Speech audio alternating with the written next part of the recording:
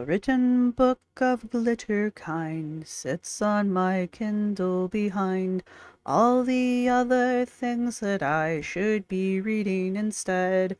But here we are, so let's all critique this text in this react. Yeah, yeah. Oh, oh. Hey, hi, hello there, and welcome to another episode of Let's Read Anna's book, A Life Full of Glitter. We're still on chapter 1.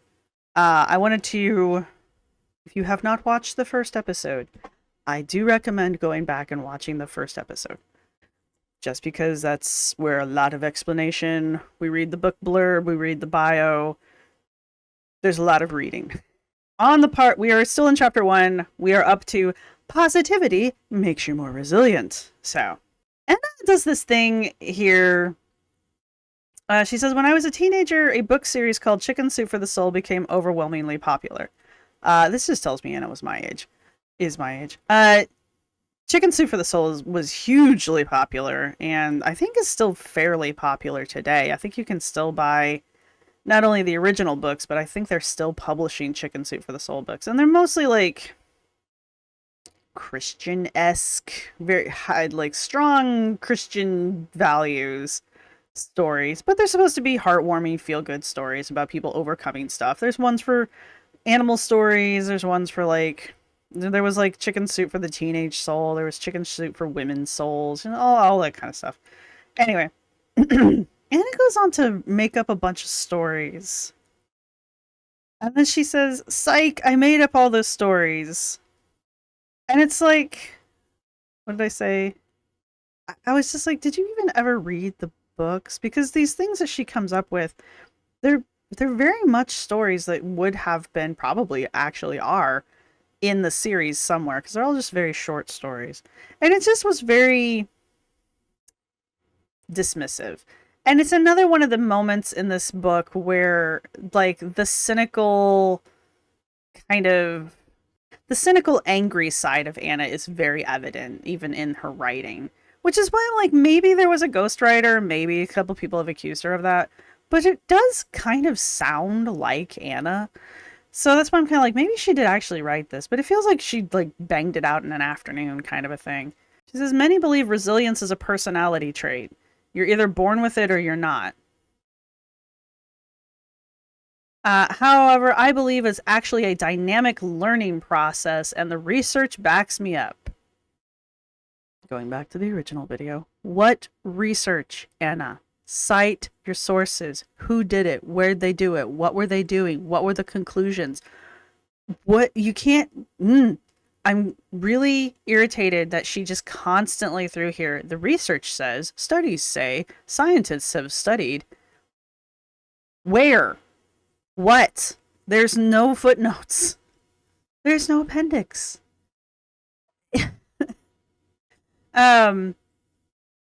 Anyway, so she believes that it's a dynamic learning process. I don't know what she means by that, to be perfectly honest. I think she means to say that you can learn resilience by, being resilient, basically. But it's just the way she chooses her words is very strange. And when you do this, each stumbling block becomes an opportunity to grow and evolve. I said, okay, Buddha. Improved resilience isn't just as simple as looking on the bright side when bad things happen. Here's one of the few times. Barbara Fredrickson, a professor of psychology and a modern leader in the study of positivity. Almost. Where is she a professor? Where does she teach? If it's significant enough that you need to mention her position at an institution, you need to mention the institution as well. I am not going to do the legwork for you and go look up Barbara Fredrickson, because I don't have enough of a reason to care as the person reading this book. But that's another way that, like, again, the how to lie with maps and statistics, this is another thing it points out. Your readers are lazy. So she goes on to talk about building a positivity bank account. What, my darling? And how having that is going to help you overcome your negative days. And then she says, how to build. Well, that worked well. Do you want to try that again? Critical Kit Kat wants to come in and give his opinion too. You can calm down now? I'm gonna pout. Cool. Pout away. Alright, how to build a positivity bank account. Get yourself a white cat. Or any kind of lovable animal. Josh, oh, are you my positivity bank account? She says, keep track of positive things that happen in your life in a journal or a spreadsheet. When stressful things happen, you'll have a pre-made list of positive things in your life to draw on to help you through. I love you. It's just a spreadsheet? I mean, I guess. There's nothing wrong with it, but I just feel like a certain kind of person is going to keep a spreadsheet. I'm not that person. Positive thinking helps you recognize opportunities. She says, one of my favorite episodes of the popular documentary series, The Experiments. I do actually kind of want to look this up. Darren Brown does a series of experiments to better understand what makes people lucky. In one of these tests of Kismet, Brown creates several, quote, lucky situations for a supposedly unlucky individual. Brown sends a fake scratch-off prize card to Wayne in the mail. Wayne throws it away. There's a fake interviewer is placed on the street offering a cash prize to anyone who can answer the special question, which has been tailor-made for Wayne, but Wayne just walks by. The final test is $50 is left smack dab in the middle of Wayne's path on his way home from work, and Wayne manages to walk home completely ignoring the money, even though it was directly in his line of sight. And somehow this proves that luck is made. Now, I know that that's an argument that a lot of people make. It's even a philosophical argument that we make our luck. That's fine. This is a television show. These are not... This does not prove that Wayne is either lucky or unlucky. Also, I don't know if the story is, like, accurate on top of that. But she says, I found this whole series of events fascinating and a harsh reminder of one truth. You create your own destiny. Through our actions and choices. Okay, so just kind of relating the things that she says in this book to her behaviors of late. What kind of destiny is she trying to create here for herself, you know? Okay, so here. In an unspecified experiment done by an unspecified organization with an unspecified number of test subjects, my point being, there is no information about this. It just says, in another experiment.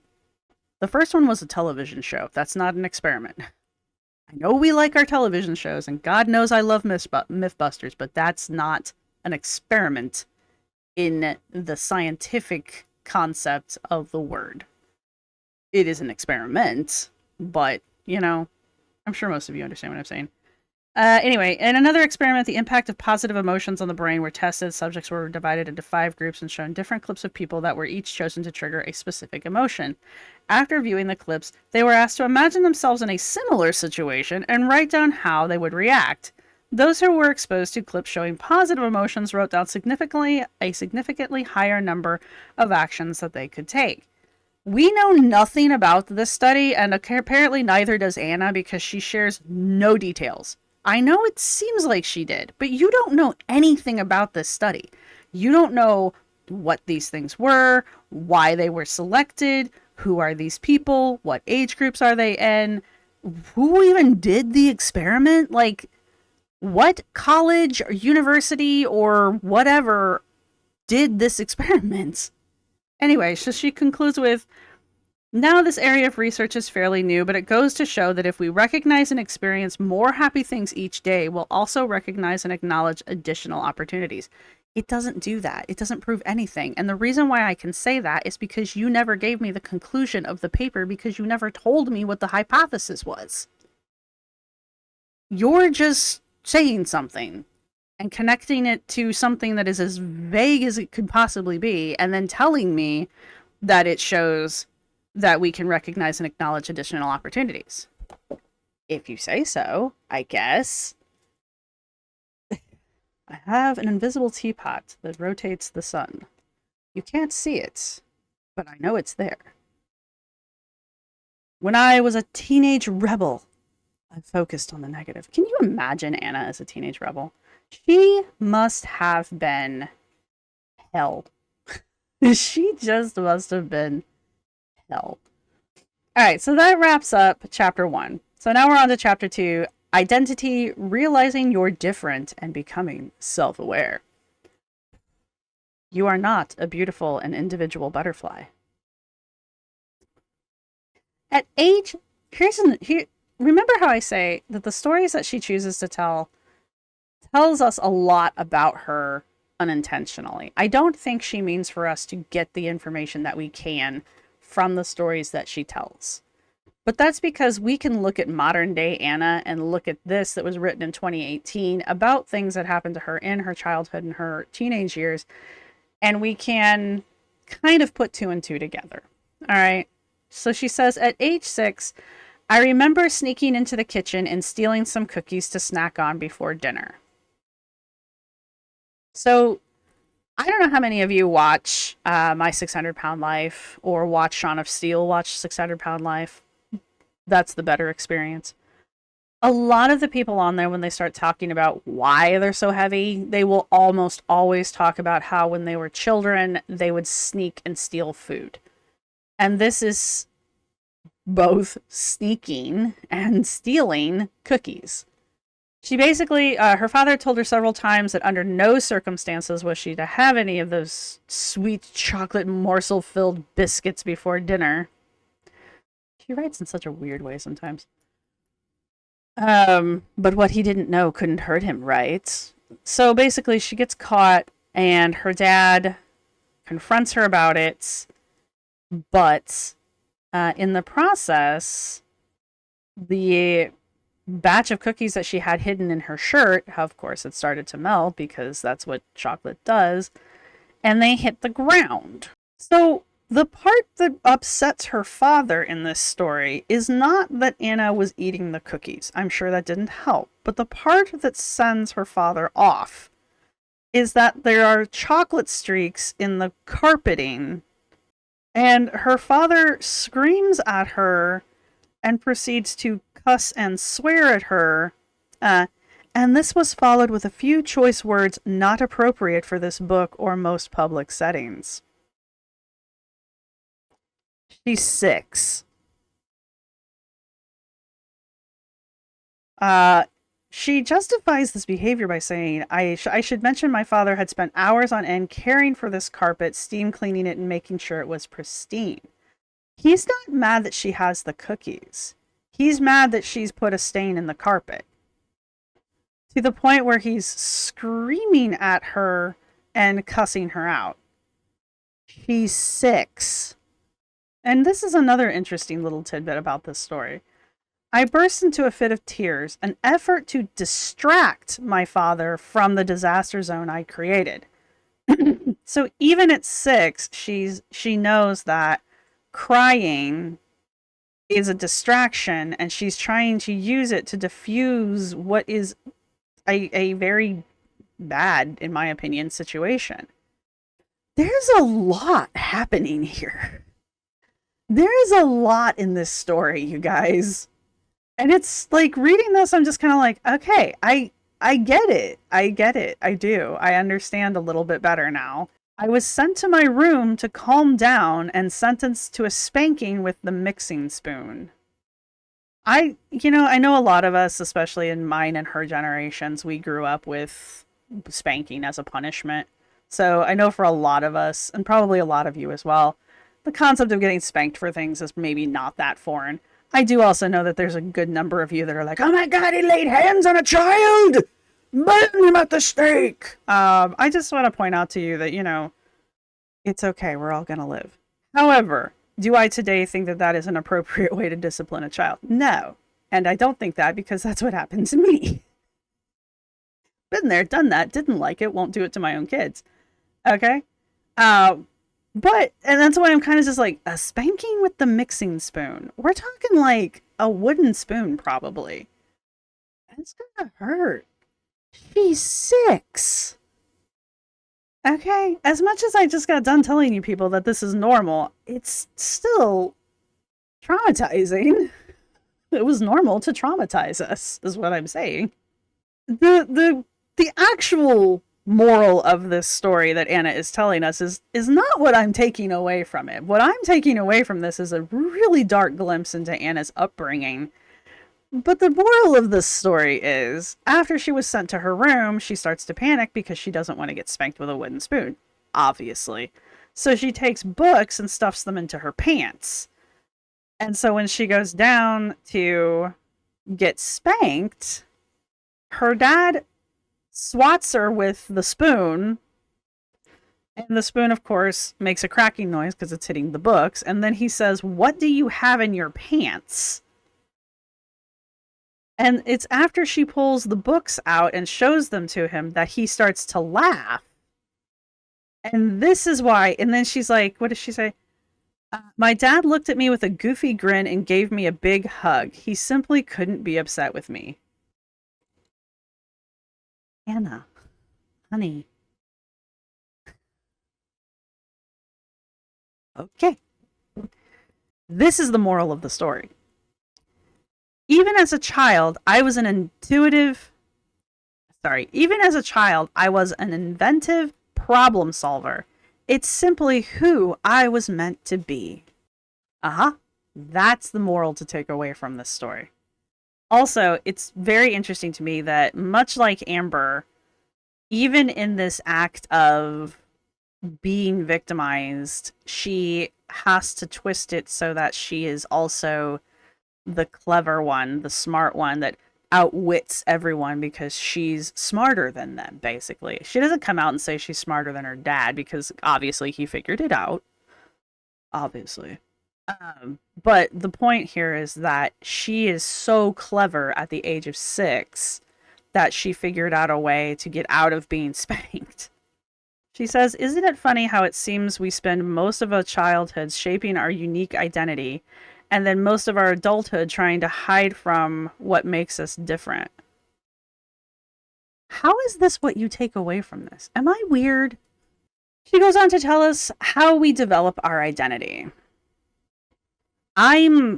This part is a lot in that it's basically a fancy sciencey way of referring to a generalization about a group of people, places, situations, and more. That's basically the chapter summed up here. She says, stereotypes exist for a reason. And I say, stereotypes are usually cultural.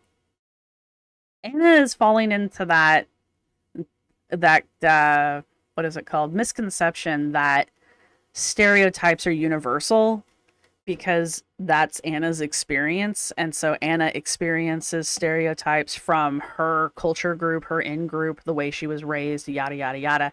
But because Anna's world seems to be so very small and very sheltered, as much as she travels, she seems to be very insular.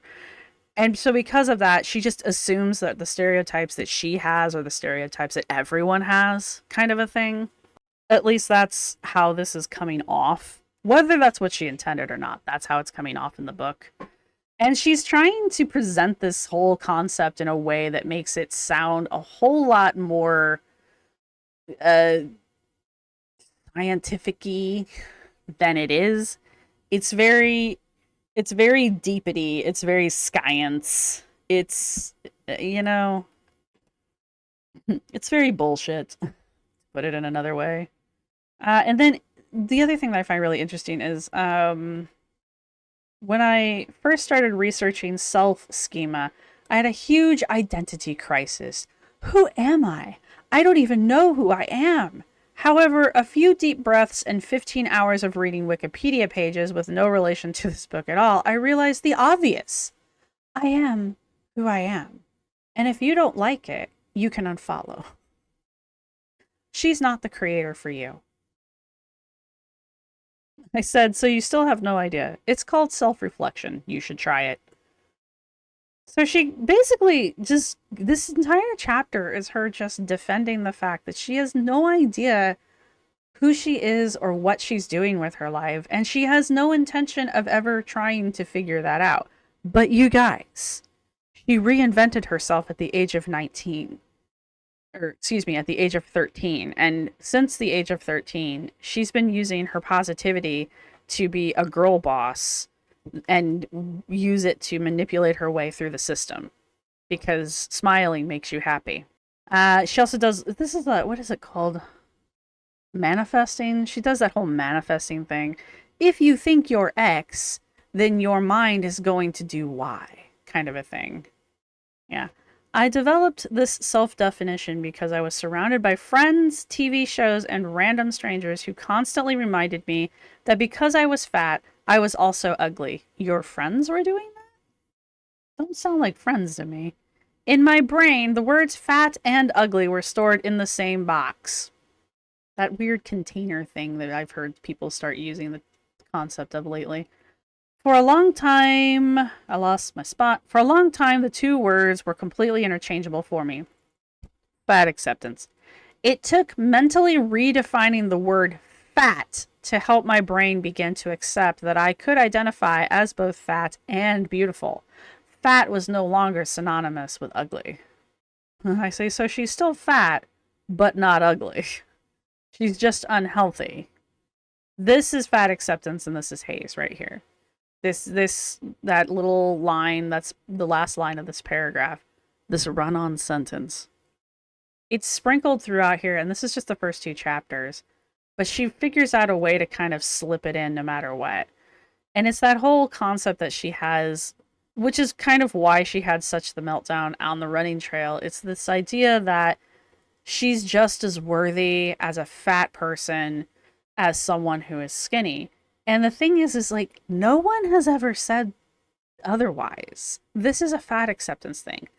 Fat acceptance wants you to think that the world, you, me, everyone else in the world, doesn't think that a fat person is as human as a non-fat person. Keep in mind that their concept of fat, I'm skinny. So just putting that one out there. But it's not true.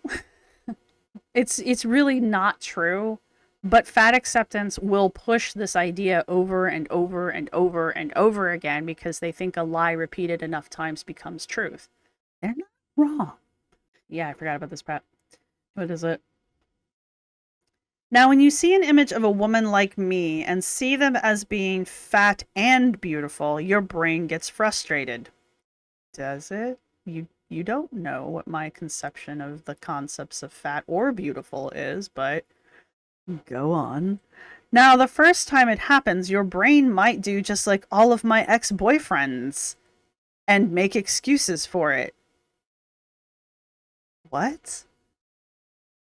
Like, are your boyfriends making excuses for the fact that they find you pretty even though you're fat? Or are you implying that this is why your boyfriends left you, is because you're beautiful but you're fat? What does this mean? Why are you just like arbitrarily slamming guys? I don't understand. I get that Anna has apparently had a really rough dating life, especially since like she's still single and the shit she was posting during Valentine's Day was like out there.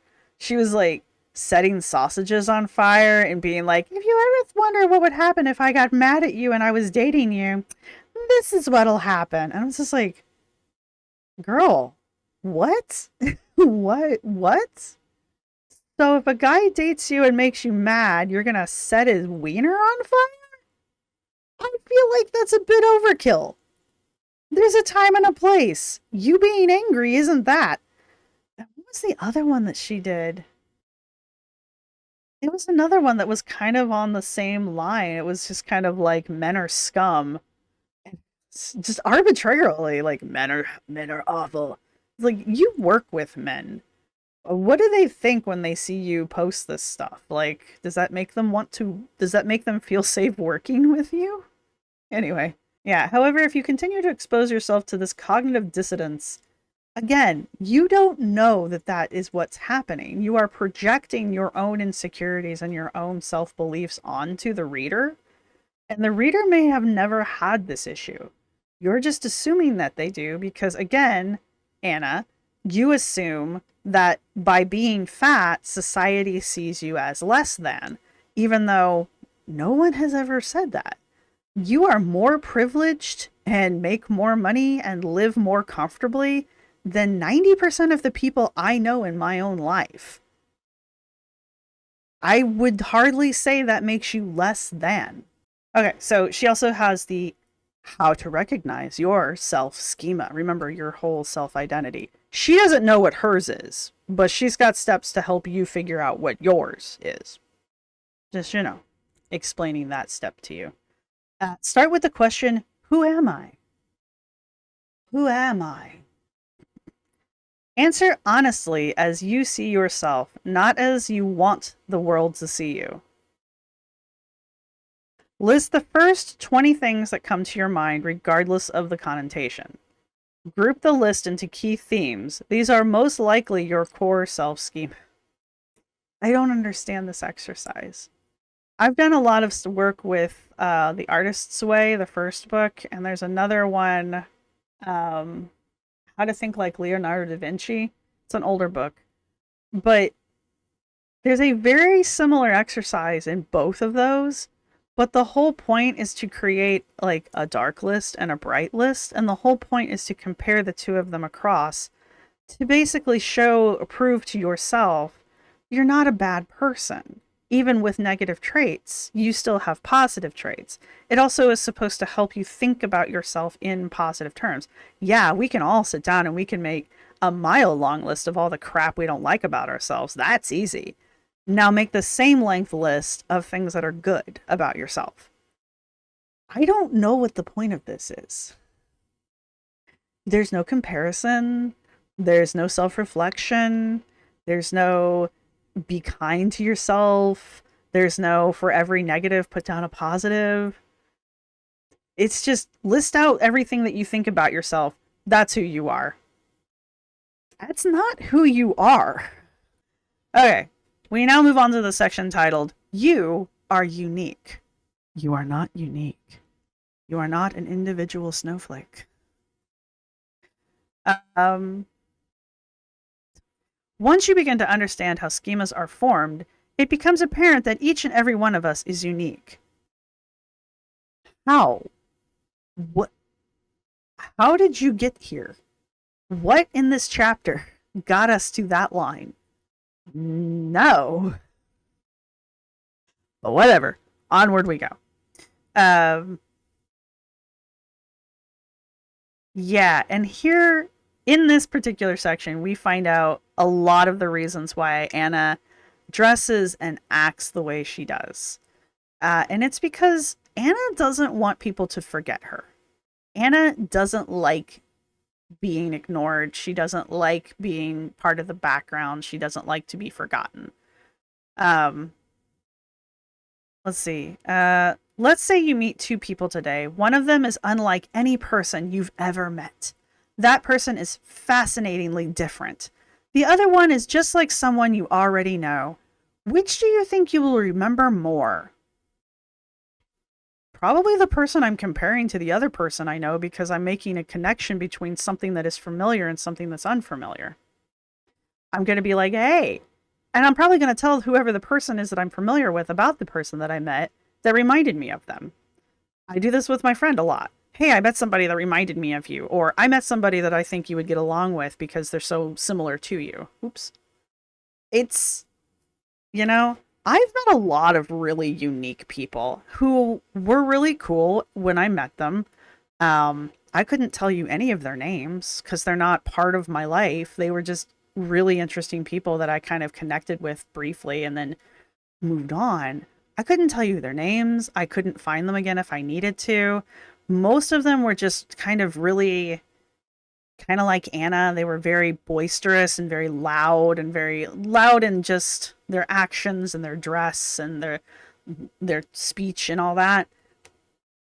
I mean, yeah, I remember them, but I also remember more the normal people, the people who are my friends and my family and the people who I connect with on a more personal level. I remember them more because I interact with them. Does that make sense to people? Anyway, her point is that the normal people, remember, we're all unique. According to Anna, we're all unique. But if you're normal, you're unmemorable, if that's a word. You're forgettable. You're not unique enough. Since your brain likes so much to group things, it's likely you will remember the unique person solely because they were, well, unique. Unique isn't necessarily a good thing. Sometimes you're just annoying. Amber's unique, but not for any good reason. You know? Your brain had to make a special space in the attic for a whole new special crate just for them. No, it didn't. It didn't. It already has a crate for people like that. And it's just like, here's the crate of unique people. Because you know what about these unique people? They're all alike. They're all dressed strangely. They all speak weirdly for no apparent reason. They all have multicolored hair that is unreasonable. They're all talking way too loud. You know, there's a box for all of those people. They don't need their own box. I've already got a box for them. If we're going to use Anna's example here, you know, um, you'll probably vividly recall little details about them. Yeah, little details, but not the person. I'm not recalling the person. I'm recalling superficial things about them. Is that what you want? You want people to remember stuff about you that isn't you? You know, like, I used to dye my hair purple. I loved it, by the way. I love dyeing my hair purple. I quit because I like the red better right now, but like it was purple. And I got a lot of compliments on it, but I got a lot of weird looks too. And I mean, that's just what you have to accept if you're going to dye your hair random colors. I used to dye it blue, teal blue. Oh, that color was so good. But I would get a lot of comments about people who are like, "Oh my God, I love your hair." And I'm like, "Yes, I do. It's fabulous." But I'd also get a lot of stares from people and like snide comments and shit. I mean, this is par for the course. Those people don't know me. They just remember the girl with teal hair. You know? Yeah, silly things like the color of their shoelaces or the way they pronounce a certain word. I'm not saying the shoelaces are that big of a deal. I'm probably not remembering the person as much as I'm remembering shoes. But, you know, people who pronounce words a certain way, I know there are a lot of people who that will just, it's like nails on a chalkboard for them. For me, I like the way people say things. It's kind of fun. But, like, what if I was one of those people that's like, oh my God, you say things in a weird way. Why you talk so weird? What you reading for? You know, is that how you want to be remembered as the person who can't talk well? Like, it's kind of the argument you're making. By the way, I don't think you should judge people by how they pronounce words. That's another reason why I don't try to go after Amber too much about it. It's just every now and then it just really gets under my skin. But this is such a telling run-on sentence. And the other individual, the one with similar traits to someone you've already met, they'll just get added to the same box as your existing friend. Other than that, you'll probably forget most things about them. Yeah, and I just said, this explains so damn much about Anna. She so wants to not be forgotten. She wants to make sure you see her and you'll never call her average or like someone else you know. She is so desperate to be the most noticeable person in the room. It's not even that she wants to be the center of attention, because she wants your attention even after she's left. She wants to live rent-free in your brain. It's just such a statement. And she thinks anyone who isn't as loud and obnoxious and cringy and in her own words, petty as her is just not worth remembering. Like, sorry, I thought my cat was up there. She just dismisses these people. You're too normal. You can't hang out. You can't sit with us. Yeah, I was once at a she says I was once at a business conference where individuals were presenting on creativity and technology. Again, this is another very telling paragraph.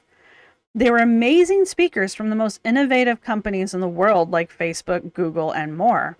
However, if you asked me about what any of them presented on, I couldn't tell you. So you're at a conference with the biggest creativity and technology innovators in the country, if not the world, and you can't remember a goddamn thing about it. I don't think that's their fault for being normal. I think that's your fault for not paying attention. Putting that one out there. I went to TEDx in Bloomington, which was probably one of the coolest things I've ever attended. I have a flyer so that I don't forget who every single one of those speakers were, because every single one of them presented on something really cool that I didn't want to forget. So I went out of my way to make sure that I won't forget. Why is that a difficult concept for Anna? These people didn't have to make themselves stand out. I wanted to remember this. It's just like, what world do you live in, Anna? She says, I couldn't tell you. In my brain, they've all been lumped together into one box, probably labeled something like, quote, technology presenters who wear suits and talk about the future.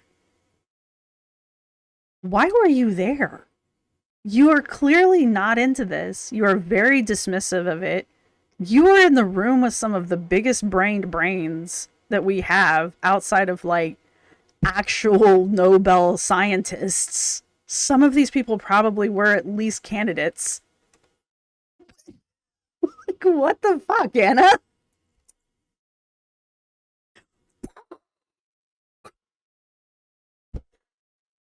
Oh my god. He did manage to remember one person, but that was because he was using an old worn out overhead projector and it made him stand out. So his lack of technology is what makes you remember him. Okie dokie. Once you know yourself, you can more easily communicate your needs simply because they are more fully formed. I highlighted this because I just think back to the happiness retreat that she went to, and she sat by herself in the corner the entire time because she didn't want to ask for a chair that would fit her at the table. So, how's that like easily communicating your needs working out? Does that only work when they're like people that you see as being beneath you and forgettable? Adapting our behaviors is a double edged sword. We may feel like we belong, but we will also carry a constant fear that we are not deserving of this acceptance. This really tells me so much about Anna's outlook on life and socializing. Like, Anna is afraid to conform because she doesn't think she deserves acceptance in that form. She thinks she doesn't want acceptance. She wants to be so outrageous and so unusual and so unique that I can't accept her because she's so outside of my realm of normal that I have to create an entirely new worldview just to fit Anna into my world. And I got news for you, Anna. People that require that much emotional and mental labor from me are not people I am interested in having in my world. Does that make sense to other people? I'm sure there's someone out there that thinks Anna is the bee's knees and that they would love to spend 24 hours a day with Anna. That's the person Anna needs to go make friends with. But people like me, who have limited time, limited resources, mental and emotionally, I don't have the ability to cope with someone like Anna trying to be part of my world because it's too all consuming. and I want to be able to focus on the other people in my world as well. Does that also make sense?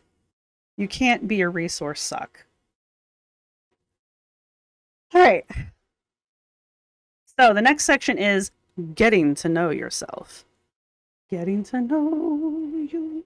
Getting to know all about you. Over the course of my life, I've been through a lot. I've endured horrors that I hope no one else ever experiences. I've rebuilt myself. I've conquered fears.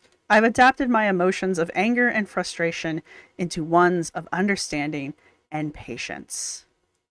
I've done hundreds of things people have told me I will never be able to do. Every day I look in the mirror and I see this. It kills me that so many other people don't do the same. They see their faults and problems. They see their ugliness and pain.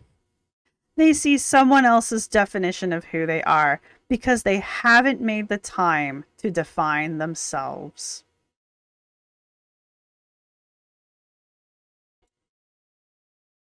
Tell me what you really think of everyone else, Anna. I do think she's projecting here. I don't feel like this is. I don't think Anna looks in the mirror and sees what she says she sees. I think Anna looks in the mirror and sees all of this stuff that she's saying other people see. I think she's projecting. Everybody has insecurities. Everybody looks in the mirror. I have two different mirrors. There's the one in the hallway, which I hate because it makes me look stubby and fat. And there's the mirror that I practice ballet in front of, which I love because it takes like 10 pounds off of me.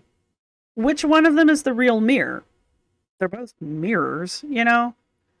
But if I'm having a bad day and I see myself in the hall mirror, it's not helping.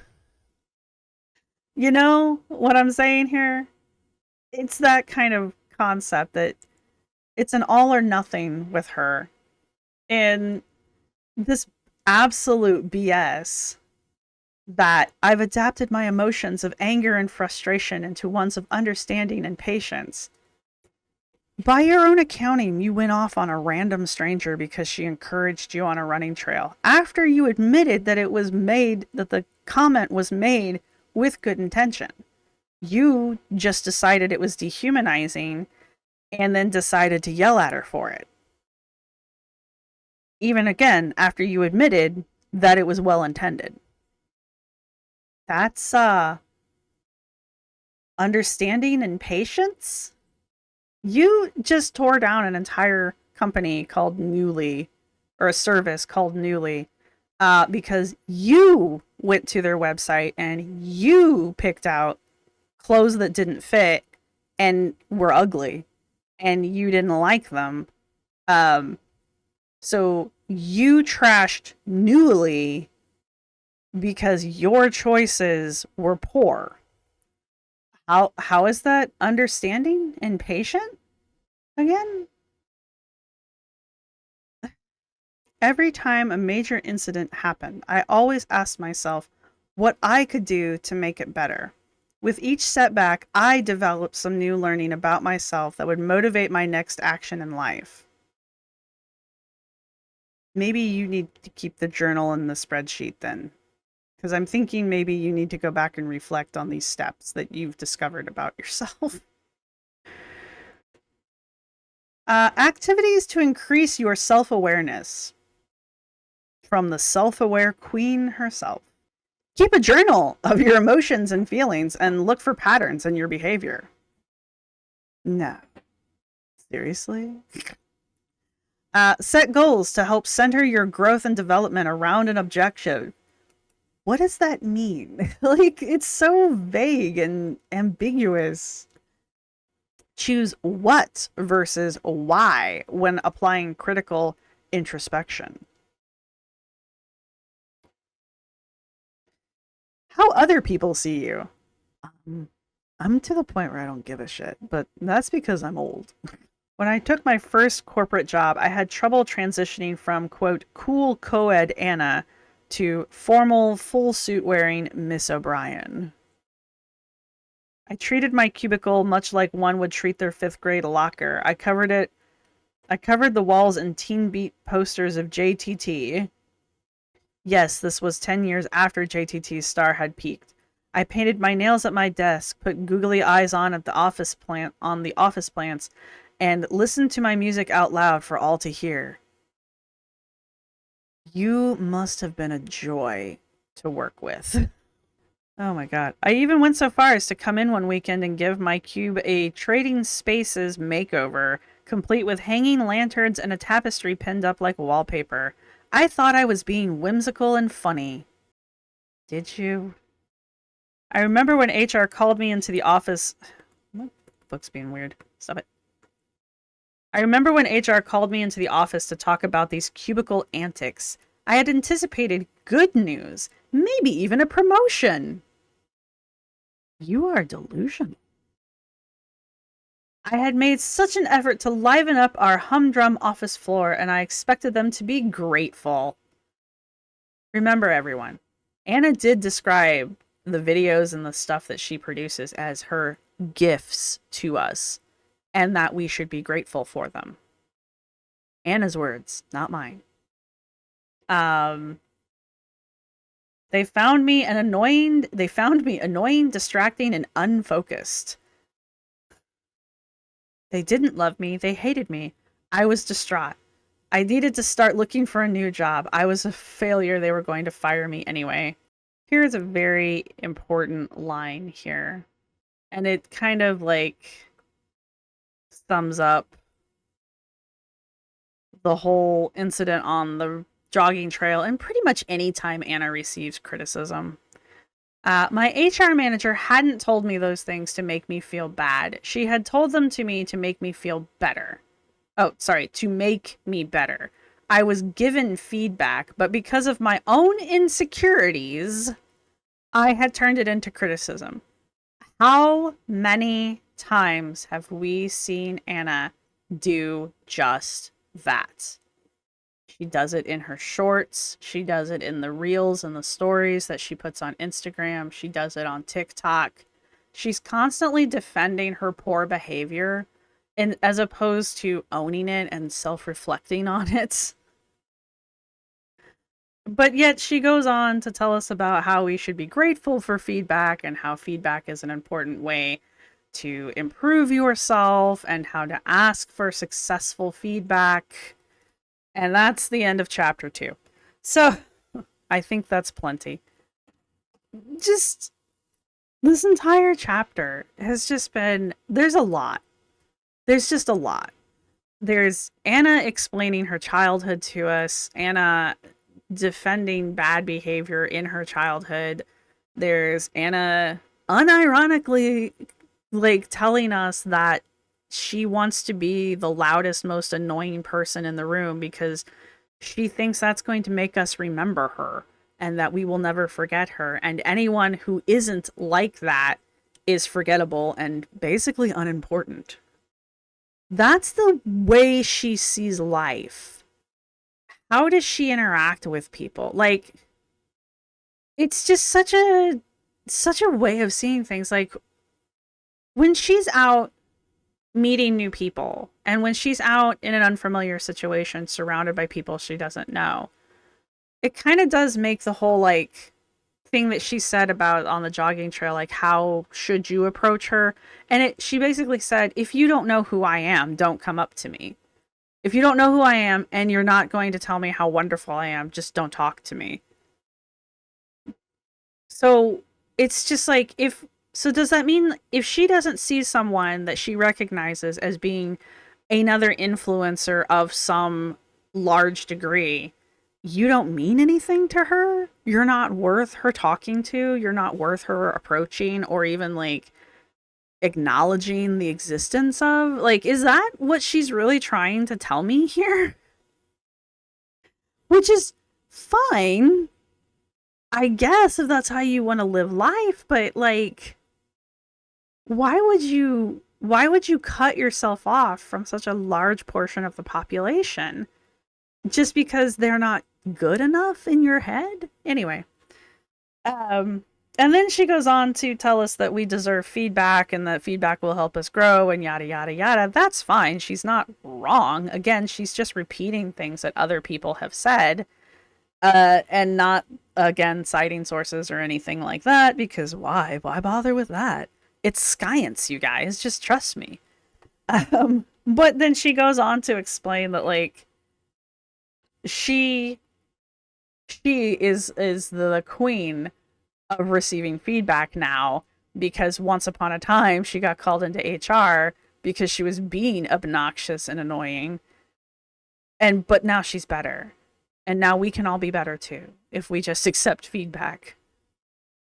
I want to see her successfully take feedback. I want to see her implement the suggestions and the criticisms that she gets in her comment section. Maybe not every one of them, but like in her workout videos, damn near everyone in her workout videos in the comments section is telling her to correct her form before she hurts herself.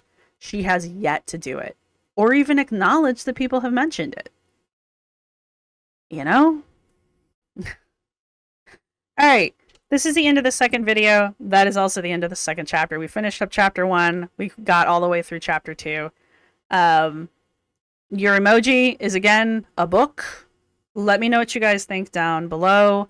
I've talked enough. Let me know what you guys think about anything that we've talked about in this video about this chapter, the end of chapter 1 and the chapter 2, or even chapter 1 if you watched the first video. So yeah, let me know what you guys think. Your emoji's the book. Thank you to everybody who's supporting the channel. Thank you to my subscribers. Thank you to my members. Thank you to everybody who's going to hit the thumbs up button. I know I've forgotten to say that at the beginning of this one and in the other video altogether, but I really do appreciate everybody who's helping the channel and supporting me. And I will see everybody in the next video when we go over chapter 3. Bye! This is my outro music. You can't copyright strike me because it's just me singing. This is my outro music. Thank you for watching. See you next time.